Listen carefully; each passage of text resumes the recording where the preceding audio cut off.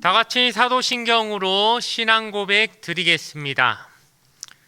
전능하사 천지를 만드신 하나님 아버지를 내가 믿사오며 그 외아들 우리 주 예수 그리스도를 믿사오니 이는 성령으로 잉태하사 동정녀 마리아에게 나시고 본디오 빌라도에게 고난을 받으사 십자가에 못 박혀 죽으시고 장사한 지 사흘 만에 죽은 자 가운데서 다시 살아나시며 하늘에 오르사 전능하신 하나님 우편에 앉아 계시다가 저리로서 산자와 죽은 자를 심판하러 오시리라. 성령을 믿사오며 거룩한 공예와 성도가 서로 교통하는 것과 죄를 사하여 주시는 것과 몸이 다시 사는 것과 영원히 사는 것을 믿사옵나이다. 아멘. 오늘 우리에게 주신 하나님 말씀은 신약성경 로마서 2장 16절의 말씀입니다. 신약성경 241페이지에 있는 로마서 2장 16절 말씀, 신약성경 241페이지에 있는 로마서 2장 16절 말씀을 제가 읽어 드리겠습니다. 곧 나의 복음에 이른 바와 같이 하나님이 예수 그리스도로 말미암아 사람들의 은밀한 것을 심판하시는 그날이라. 아멘. 오늘 주신 말씀을 가지고 공평하고 확실한 심판이라는 제목으로 말씀의 은혜를 함께 나누도록 하겠습니다. 하나님은 공평하신 분이죠. 그러므로 하나님의 심판도 매우 공정하고 공평할 것이라는 것을 우리는 당연히 알 수 있습니다. 그러므로 바울은 이방인이나 유대인이나 차별이 없으시다라고 얘기하면서 하나님의 심판은 매우 공정하게 공평하게 이루어진다라고 얘기합니다. 그러나 이방인의 입장에서는 아마도 이 부분에 관해 이렇게 반박하고 또한 이의를 제기할 수 있다고 생각합니다. 그것은 바로 그들은 구약 성경을 받지 않았기 때문에, 즉 유대인들은 하나님께서 구약의 말씀을 주셨지만, 율법을 주셨지만 그들은 몰랐기 때문에, 한마디로 우리가 지은 죄는 몰라서 지은 죄이지 않습니까? 모르는데도 똑같이 죄졌다고 심판하신다면 이것은 불공평하지 않습니까? 하나님이 공평하시다면서 어떻게 이렇게 불공평하게 하실 수 있습니까? 라고 이방인들 입장에선 충분히 이의를 제기할 수도 있을 거라고 생각할 수 있습니다. 그런데 바울은 이에 대해서 그들이 핑계할 수 없다라고 얘기하면서 그들에게 이렇게 답변합니다. 2장 14절과 15절 말씀인데 제가 읽어드리겠습니다. 율법 없는 이방인이 본성으로 율법의 일을 행할 때에는 이 사람은 율법이 없어도 자기가 자기에게 율법이 되나니 이런 이들은 그 양심이 증거가 되어 그 생각들이 서로 혹은 고발하며 혹은 변명하여 그 마음에 새긴 율법의 행위를 나타내느니라. 아멘. 한마디로 무슨 얘기입니까? 너희 이방인들에게는 맞다, 하나님이 구약 성경을 주신 것은 아니다. 대신에 양심을 주지 않으셨느냐? 그러므로 너희에게는, 유대인들에게 구약 성경이 있다면 너희에게는 양심이 그 구약 성경의 역할을 하기 때문에 너희는 성경을 읽지 않았다 할지라도, 즉 몰랐다고 할지라도 핑계댈 수 없는 것은 너희도 이미 양심이 있기 때문에 양심이 그렇게 살면 안 된다라고 분명히 말했을 것이다. 즉 유대인들에게 구약 성경이 하는 역할을 똑같이 너희에게는 하나님이 주신 양심이 그 역할을 했기 때문에 너희는 그 양심을 어기며 죄를 지었다면 너희 역시 심판을 피해갈 수 없다, 핑계댈 수 없다라고 그렇게 바울이 반박하고 그 반발에 대한 답변을 주고 있다는 것입니다. 그런데 이 말씀을 가만히 읽다 보면 어떤 분들은 이런 식으로 오해할 수가 있습니다. 아, 우리에게는 양심이 있군요. 그렇다면 하나님 말씀 모르는 사람이라 할지라도 그 안에 양심이 있기 때문에 양심대로 살면 되는군요. 아, 그럼 양심대로 깨끗하게 사는 사람은 말씀이 없어도 구원받을 수 있다는 것입니까? 즉 예수 안 믿어도 양심대로 깨끗하고 착하게 사는 사람이라면 구원받을 수 있다는 것이죠. 이런 식으로 괜히 앞질러 가면서 이 어떤 내용을 오해하고 곡해하는 사람들이 분명히 생겨난다는 것입니다. 가끔 이렇게 전도를 하거나 또 예수를 전하다 보면 상당히 자주 접하게 되는 질문들이 이런 것이죠. 그렇다면 예수 믿어야만 구원받고 천국 간다면 우리나라에 예수님의 복음이 들어오기 전에 살았던 사람들은 뭐 다 지옥 간다는 얘기입니까? 뭐 예를 들어 꼭 거기서 대표적으로 나오는 두 인물이 있지 않습니까? 뭐 세종대왕, 이순신 장군 들먹거리면서 그렇게 훌륭하신 분들도 그럼 지옥 간단 말입니까? 그런 게 어디 있습니까? 하면서 뭔가 자기가 복음을 받아들이기 거부하는 핑계로서 그걸 꼭 대는 것이 깨끗하고 양심대로 훌륭하게 사신 분들도 그런 분들도 지옥 간다면 이건 뭐 불공평하다 하면서 아무리 예수를 몰랐더라도 예수를 모르는 사람들은 양심대로만 살았으면 그래도 천국 가는 게 그게 맞지 않느냐. 그러니 양심이 기준으로 구원받을 수 있다고 할 수 있지 않느냐라고 하는 이런 식으로 왜곡된 해석을 하게 되는 경우가 있다는 겁니다. 특히나 오늘 우리가 읽은 이런 본문들을 읽으면서 하나님이 말씀을 몰랐던 사람들에게는 양심을 기준으로 주셨겠으니까 그럼 그 양심대로만 깨끗하게 살았으면 그 천국 갈 수 있다는 얘기 아닙니까? 역으로 그런 식으로 해석하는 경우들이 있는데 우리가 조심해야 될 것은 우리가 어떤 성경의 본문을 해석할 때는 그 본문이 중심적으로 하고자 하는 말의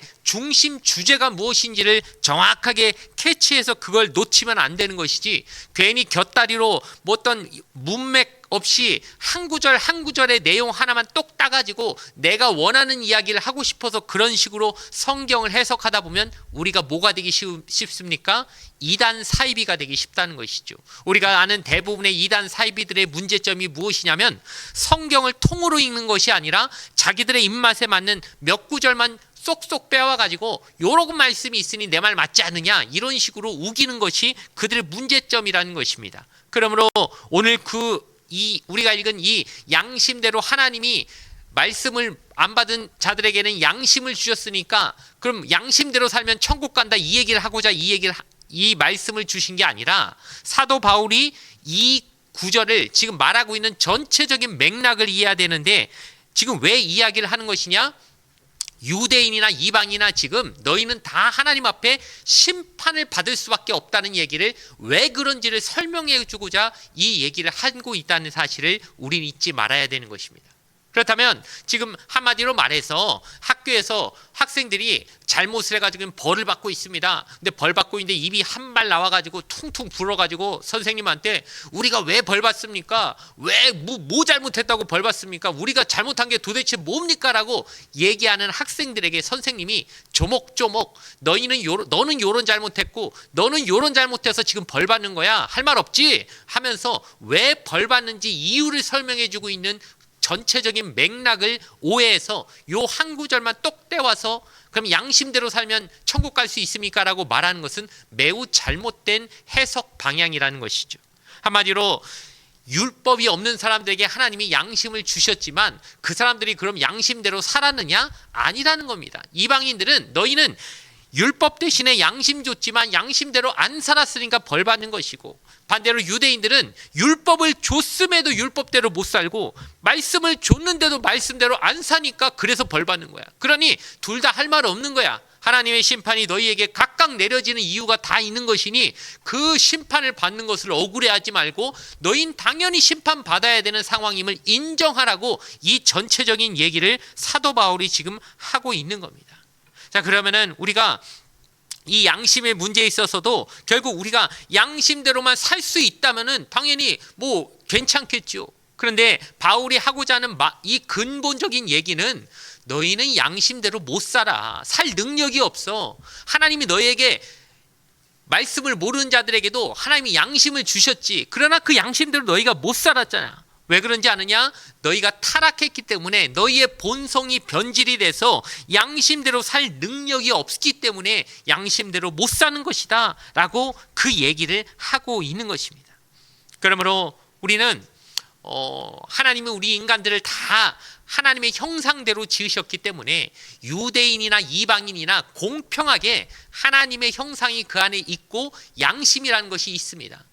그러므로 하나님의 말씀을 모른다고 해도 공통적으로 기본적으로 우리는 이러면 안 된다는 어떤 기준은 다 누구에게나 똑같이 있게 하나님이 만들어 주셨다는 겁니다. 가령 예를 들어서 교회를 안 다니는 사람이라고 할지라도 그 사람이 부모님한테 효도를 잘하는 경우들이 많이 있지요. 그 사람은 성경 한번 본 적도 없을 건데 어떻게 저렇게 부모님에게 효도할 마음이 생겼나. 이거 생각해 보면 하나님이 그 부분은 이미 양심적으로 우리에게 기본적으로 이렇게 살아야 된다고 하는 것, 이렇게 사는 게 맞다라고 하는 것을 마음속에 심어주신 부분이 있다는 겁니다. 우리가 인간이 다른 사람을 예를 들어 폭력을 행사한다던가 아니면 누군가의 생명을 죽이는 것, 내지는 누군가의 물건을 도둑질하는 것, 이런 거 하면 안 돼. 그 잘못이야. 이거 성경 한 번도 안 읽은 사람은 모를까요? 아닙니다. 교회 안 다녀도, 교회 한 번 가본 적 없고 성경 안 읽어봐도 누구나 그건 마음속에 기본적으로 알고 있고 느끼게 돼 있다는 것이죠. 왜 그렇습니까? 그게 바로 하나님이 우리에게 주신 기본적인 양심이기 때문입니다. 이거는 누구에게나 주신, 차별 없이 주신 양심이기 때문에 우리는 그 누구도 핑계할 수 없고 하나님이 우리에게 주신 기준에 따라서 우린 그대로 못 살고 있기 때문에 하나님의 심판을 내 어떤 삶으로, 행위로서, 어떤 내가 살고 있는 그 모습으로서는 도저히 그 기준을 채울 수 없는 존재들이라는 사실을 인정할 수밖에 없다는 겁니다. 그런데 오늘 말씀이 이게 양심에 관한 이야기를 하다 보니까 우리가 이 양심에 대해서 그러나 오해하지 말아야 될 부분을 꼭 짚어야 할 줄로 믿습니다. 그것은 무엇이냐면 우리가 자칫 잘못하면 구원은 양심대로 산다고 받을 수 없어. 왜냐하면 우리는 양심대로 살 능력이 없는 존재들이기 때문이야. 은혜로 받는 거야. 이 말은 분명히 맞는 말입니다. 하지만 요거를 또 비틀어가지고 나한테 유리하게 해석해서 그럼 양심대로 어차피 못 사는 거니까 우리 믿는 사람들은 양심에 너무 거리끼고 그런 거 신경 쓸 필요 없어. 우리 되는 대로 내 하고 싶은 대로 살아도 돼. 우린 어차피 은혜잖아. 이런 식으로 나가는 건 분명히 잘못됐다는 겁니다. 왜냐하면 성경 말씀에 하나님이 양심을 강조하지 않고 계시느냐? 절대 그렇지 않기 때문입니다. 오히려 믿는 자들에게는 훨씬 높은 수준의 양심적 기준을 요구하고 계시기 때문에 우리가 믿는 사람이라고 하나님의 은혜로 산다고 해서 양심을 속이고 양심에 어긋나게 살아도 된다고 하는 말은 매우 잘못된 이야기고, 오히려 믿는 자라면 더 높은 기준의 양심에 따르려고 하는 마음을 가져야 된다고 성경의 여러 구절이 우리에게 말해주고 있습니다. 대표적으로 몇 가지만 얘기하자면, 일단 사도 바울이 영적인 아들인 디모데에게 뭐라고 얘기했느냐? 믿음과 착한 양심을 가지라고 그렇게 권면하지요. 또한 디모데에게 교회 지도자를 세우려면 깨끗한 양심과 믿음의 비밀을 가진 자라야 될지니라 라고 그렇게 또 권면합니다. 그리고 바울은 스스로에게 대해서 뭐라고 얘기했냐면, 나는 범사에 양심에 따라 거리낌 없이 섬겼노라 라고 그렇게 또한 말하고 있습니다. 계속해서 강조하고 있는 것이 무엇인지 아시겠죠?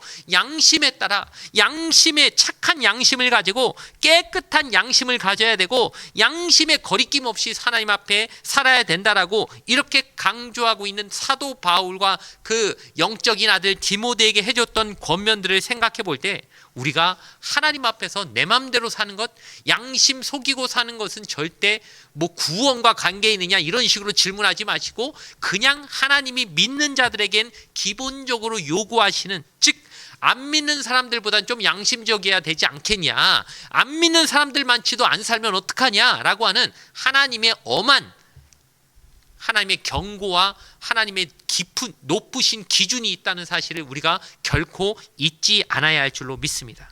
그렇다면 정말 우리가 양심대로 산다는 것, 하나님 믿으니까 양심 별로 신경 안 써도 돼라고 하는 게 아니라 정말 양심대로 잘 살아야 될 것인데, 그 양심이란 게 그럼 눈에 보이지도 않는데 어떻게 그걸 판단할 수 있습니까? 그러니 이것은 하나님만이 아시는 것이죠. 왜냐하면 인간은 겉모양밖에 못 보지만 우리 하나님은 중심을 보신다고 하지 않으셨습니까? 그러니 중심을 보시는 하나님 앞에서는 숨길 수가 없습니다.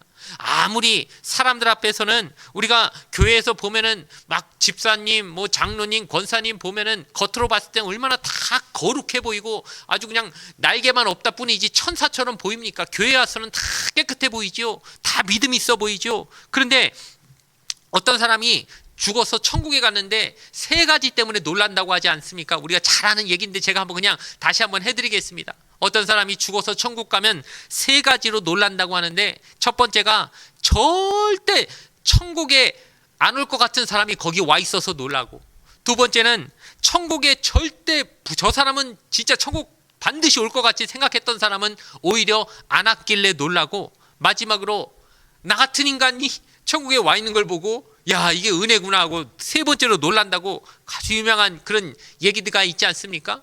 그 얘기가 생각해 보니까 한마디로 뭐냐면은 우리는 겉모양만 가가지고는 누가 진짜 하나님 마음에 들게 살고 있는지 모른다는 겁니다. 왜냐? 겉으로는 다 그냥 거룩한 티 내고 흉내 내면서 남들 속여가면서 얼마든지 살 수 있지만, 사람 눈은 속여가면서 우리가 살 수 있지만 결국 하나님 나라에 가고 못 가고는 하나님 기준, 하나님의 이 불꽃 같은 눈동자로 절대 속일 수 없는 우리의 중심을 꿰뚫어 보시는 하나님의 그 눈에 대해서, 눈에 의해 판결이 나는데 그 결과로 가는 것이기 때문에 우리가 사람 아무리 속여가면서 겉으로는 그럴싸하게 사는 것 아무 의미 없다는 것이죠. 아니 뭐 의미가 없다고는 말 못하겠습니다. 이 땅에서 칭찬은 받고 남들에게 명예는 좀 어느 정도 얻고 살지 모르겠지만, 그러나 죽어서 하나님 나라 가는 부분하고는 아무 상관이 없는 것이기 때문에 우리가 절대 조심해야 될 것은 하나님의 심판은 공평하고 확실하게 우리의 속까지 다 꿰뚫어 보시고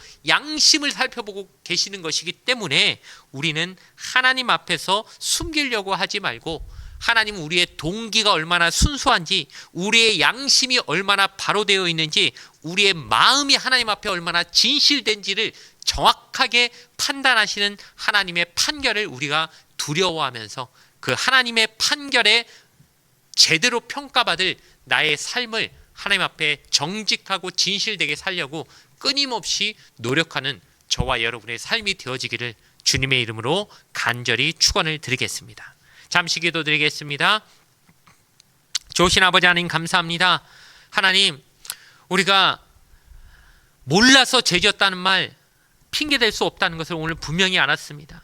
하나님, 몰라도 하나님이 주신 양심이라는 것이 있기 때문에 우리가 그 양심대로 살지 못하는 그런 연약하고 죄 많은 모습인 것을 하나님 앞에 인정하면서, 우리는 하나님 은혜 없으면 절대 살아날 수 없는, 심판을 피할 수 없는 존재였다는 사실을 인정하고, 그러나 그렇다고 해서 이제는 내 마음대로 양심을 어겨가며 살아도 된다는 말이 아니라, 오히려 믿는 자로서 하나님이 요구하시는 더 높은 차원의 양심에 따른 깨끗한 양심의 삶을 살아야 되는 우리의 의무를 기억하며, 오늘 하루도 하나님의 자녀로서 부끄럽지 않게 세상에서 하나님의 이름을 욕되지 않게 살아가기 위해 더욱더 노력하는 오늘 하루의 귀한 삶이 되게 인도하여 주시옵소서. 감사드리며 예수님의 이름으로 기도드리옵나이다. 아멘. 주기도문으로서 예배를 모두 마치겠습니다. 하늘에 계신 우리 아버지여, 이름이 거룩히 여김을 받으시오며 나라가 임하시오며 뜻이 하늘에서 이루어진 것 같이 땅에서도 이루어지이다. 오늘 우리에게 일용할 양식을 주시옵고, 우리가 우리에게 죄 지은 자를 사하여 준 것 같이 우리 죄를 사하여 주시옵고, 우리를 시험에 들게 하지 마시옵고 다만 악에서 구하시옵소서. 나라와 권세와 영광이 아버지께 영원히 있사옵나이다. 아멘.